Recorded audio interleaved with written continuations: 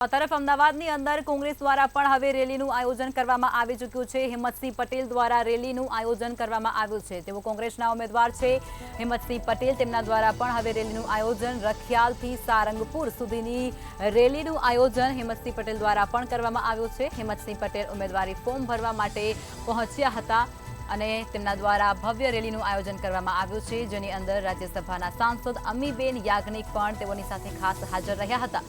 વિપક્ષ નેતા શહેજાદ ખાન પઠાણ પણ હોદ્દેદારો સાથે ત્યાં ઉપસ્થિત રહ્યા હતા અને તેઓની ઉપસ્થિતિની અંદર જ તેઓના દ્વારા ફોર્મ ભરવામાં આવ્યું છે। પૂર્વના પ્રશ્નોને વાચા આપવાના મુદ્દાઓ સાથે હિંમતસિંહ ચૂંટણી લડશે। મોટી લીડ સાથે ચૂંટણી જીતવાનો આશાવાદ પણ તેમના દ્વારા અહીંથી વ્યક્ત કરવામાં આવી ચૂક્યો છે। હિંમતસિંહ પટેલ ઉમેદવારી ફોર્મ ભરવા માટે પહોંચી ચૂક્યા છે અને તેઓ કોંગ્રેસના અનેક કાર્યકર્તાઓની હાજરીમાં ફોર્મ ભરશે। ત્યારે રાજ્યસભાના સાંસદ અમીબેન યાજ્ઞિક પણ તેઓની સાથે ખાસ ઉપસ્થિત જોવા મળ્યા હતા। એટલું જ નહીં, વિપક્ષના નેતા શહેજાદ ખાન પઠાણ પણ ખાસ ઉપસ્થિત રહ્યા હતા। અનેક કોંગ્રેસના કાર્યકર્તાઓ પણ જોડાયા હતા।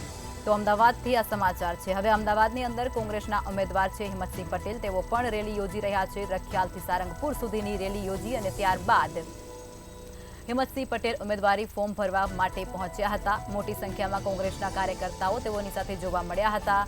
રાજ્યસભાના સાંસદ અમીબેન યાજ્ઞિક પણ તેઓની સાથે વિશેષ ઉપસ્થિત રહ્યા હતા। એટલું જ નહીં, વિપક્ષના નેતા શહેજાદ ખાન પઠાણ પણ કોંગ્રેસના અનેક હોદ્દેદારો અને કાર્યકર્તાઓ સાથે તેઓની સાથે જોવા મળ્યા હતા અને તેઓનું કહેવું છે કે પૂર્વના પ્રશ્નોને વાચા આપવાના મુદ્દાઓ સાથે તેઓ ચૂંટણી લડવા માટે નીકળ્યા છે। લોકોના જે પડેલા પ્રશ્નો છે પડતર, તેઓને વાચા આપશે અને તેને લઈ અને તેઓ પ્રજા સમક્ષ વોટ માંગવા જશે અને ચૂંટણીમાં ઉતરશે।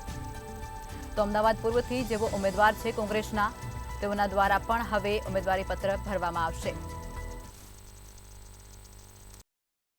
શહેરના પૂર્વ મેયર અને સાથે પૂર્વ ધારાસભ્ય અને શહેર કોંગ્રેસ પ્રમુખ હિંમતસિંહ પટેલે પોતાની જે દાવેદારી નોંધાવી છે લોકસભા માટે, ત્યારે તેમનું જે સ્વાગત જે છે તે કરવામાં છે ને આજે તેઓ ફોર્મ ભરવા જઈ રહ્યા છે।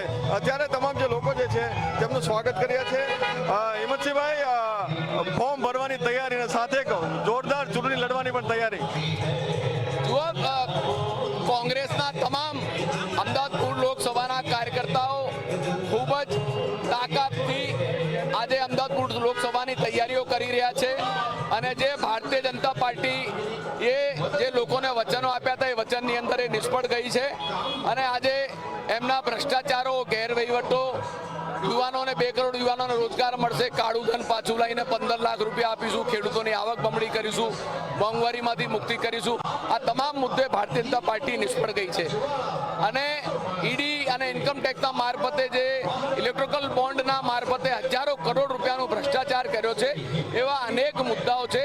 પ્રજાનું જીવન જે છે એ અસહ્ય પીડાદાયક, મોંઘવારી, ગૃહિણીઓનું બજેટ ખોરવાઈ ગયું છે, મોંઘવારી આસમાને છે, એટલે અનેક પ્રજાના મુદ્દાઓને લઈને અમે જઈએ। પૂર્વના સાંસદ એવું કહે છે કે પૂર્વનો વિકાસ થયો, તમે શું માનો છો?